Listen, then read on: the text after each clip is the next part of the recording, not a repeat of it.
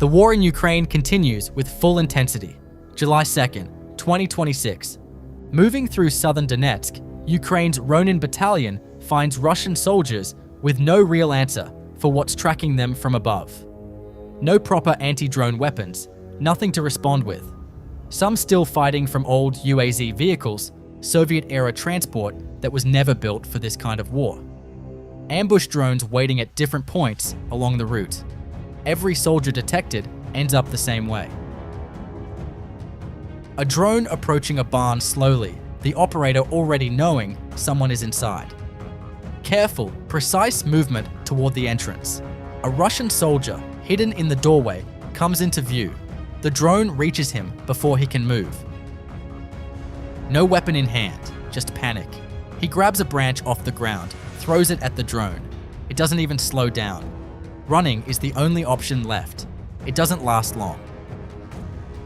Hiding inside a trash container, one of the stranger choices made on this front. Ukraine's reconnaissance drone finds him anyway. Minutes later, the FPV drone follows. Some hiding spots are just easier to check than others. Pokrovsk direction, deep in the tree line. A soldier moves fast, flip-flops and shorts. Caught off guard, no time to gear up. The drone stays close behind, matching every turn. He breaks into a run. Branches, uneven ground, no clear path forward. Then he stumbles, goes down. That's the moment it closes in. No time left to get back up. A Russian soldier spotted entering a ruin. An FPV drone follows immediately. He makes it to the window, nearly out. The drone hits him just as he tries to jump. Somehow, he survives it, gets up, keeps running, finds a ruined building, and crawls under the wreckage, lying completely still, hoping the drone loses track of him. A second FPV is already on the way. He'd been spotted long before he stopped moving. Another Russian soldier trying the same approach, climbing into a trash container for cover. Spotted just the same. The drone finds him before he settles in. A locomotive cab turned into a makeshift shelter by Russian soldiers, the kind of hiding spot that might feel safe, buried inside a steel shell. It wasn't. A Ukrainian drone finds it anyway. Even here, there's nowhere that stays out of reach. Ukraine's Rarok 427th Brigade operating around the clock in the Pokrovsk direction. Day and night, assault groups trying to push through. Every single one picked up and struck before reaching their objective. Soldiers on foot, ATVs, motorbikes, vehicles both occupied and abandoned, all becoming targets. One operation lands a single strike on 2 Russian artillerists at the same time. Cornered soldiers with nowhere to move. Failed assault after failed assault, tracked and hit in real time. This is what 24 hours of drone pressure looks like against every attempt to advance in this sector. After the first strike, the search begins. Anyone still out there? Ukraine's Magyar birds keep scanning the area. Minutes later, movement in the bushes. Someone's still hiding. He tries to get up, tries to run. The drone's already too close. No time to stand, no time to move. It's over before he's on his feet. No armor left to spare, so Russian assault groups ride in on motorcycles instead. Faster across open ground, harder to catch. That's the idea anyway. Across Donetsk and Zaporizhzhia, the pattern repeats itself daily. But speed doesn't hide you from above. Drone crews track the engine noise, the dust trail, the motion itself. No cover, no armor plating, nothing to absorb the hit. One by one, riders go down along the line. Assault groups built to move fast now struggle just to reach their own positions. The same vehicle built to dodge danger turns out to be the easiest target of all. 4 separate electronic warfare systems mounted on a single Russian vehicle, every jamming device they could fit, all trying to block incoming drones. Ukraine's Strix unit sends in fiber-optic drones instead. No radio signal to jam, no frequency to disrupt. 4 EW systems, and none of them make any difference. The vehicle gets hit anyway. An intense sweep across the sector. These weren't soldiers waiting in position. Ukraine's 63rd Mechanized Brigade catches them mid-movement, pushing toward Ukrainian lines.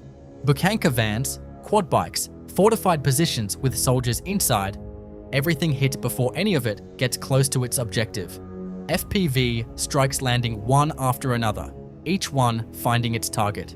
Whatever Russia had staged here to support the next push, it's being dismantled before it ever moves.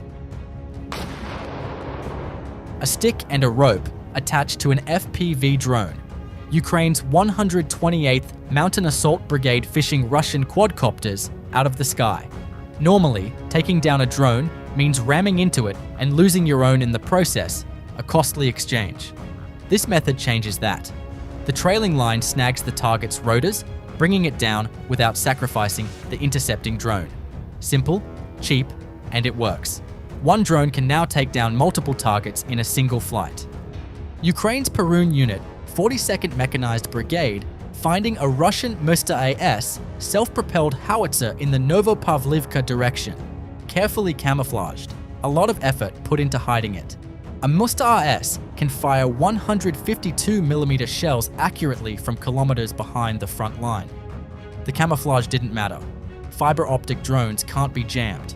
Multiple strikes required before it finally burns.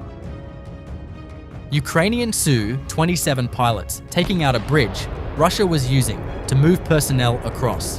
One precise strike, the crossing that kept reinforcements flowing to this sector is gone. A BMP-2 stopped in the open. No clear reason why, and that's exactly what gives it away. Crew still inside, no one steps out. Then a drone appears, heavy with payload, closing fast. No time to react. The strike lands dead center. A flash, then smoke, and the vehicle goes still for good. Kilometers of vehicles lined up at fuel stations across Russia. Waiting times reported at over 24 hours in some regions. Ukraine sustained strikes on Russian oil refineries, fuel depots, and supply lines have progressively disrupted domestic fuel availability. The shortages, initially concentrated in border regions, have now spread to major population centers. What began as a military logistics problem has become a civilian one. 1 month, 1 corps, and the numbers add up fast. Through June, Russian infantry kept pushing in small groups around Pokrovsk, trying to build up strength for another attempt. It didn't go well for them. Drone crews worked the entire month without pause. Tracking, striking, tracking again. By the time June ended, 1,703 soldiers were taken out of action, 71 artillery pieces and armored vehicles, 139 trucks and cars, 54 quad bikes and motorcycles, all gone, and over 1,100 shelters, dugouts, hideouts, anywhere they tried to hide, reduced to rubble. 1 corps, 1 month. That's the tally. A Russian border breach attempt, stopped by Ukraine's Skylia Regiment assault troops before it goes anywhere. After pushing back the assault, they sweep through Kozacha Lopan and Graniv, clearing both settlements and the border zone. At the same time, Ukrainian strike drones hit the advance routes Russia was using, extending the pressure into Russian territory itself, striking positions near Malinivka just across the border. The breach shut down, the area cleared, and the route cut off. Every stage of the attempt answered at every stage. 48 hours, 12 electrical substations hit across occupied Crimea, plus a gas distribution station. This is Ukraine's Unmanned Systems Forces running a systematic campaign to take down an entire peninsula's power grid. The results are already visible on the ground. Sevastopol's trolleybus network shut down completely after the main substation was knocked out. The Russian-installed governor confirmed the blackout publicly. Internet providers in Crimea are now warning they may lose the ability to operate entirely. No fuel to run backup generators, no power from the grid. Crimea declared a state of emergency over a week ago. That was before this latest wave.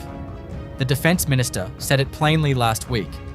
Ukraine is isolating Crimea with drones. Looking at these 48 hours, that's not a metaphor anymore. A sweep through multiple target types in a single operation. antennas down, cutting off coordination. An artillery piece silenced before it fires again. An electronic warfare system gone. A ground robot eliminated. An armored vehicle hit. Russia keeps losing equipment at every level, not just the heavy armor that makes headlines, but all the smaller systems that keep the front functioning. And with each piece lost, the ability to defend what's left gets a little weaker. What you just watched is happening every single day. Motorbikes instead of armor, trash containers as hiding spots, soldiers running out of options and equipment at every level.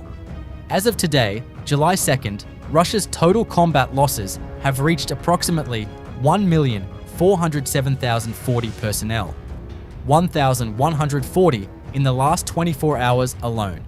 Meanwhile, the war's tempo is escalating in both directions. On the front line, 259 combat engagements recorded yesterday. Ukraine struck the Lukoil refinery in Nizhny Novgorod and a railway bridge in occupied Luhansk Oblast. And overnight, Russia launched one of the largest attacks on Kyiv since the start of the full-scale war. The front hasn't broken, but the scale of what's happening on both sides right now is growing, not shrinking. Russia keeps sending men forward with less equipment, less fuel, less coordination.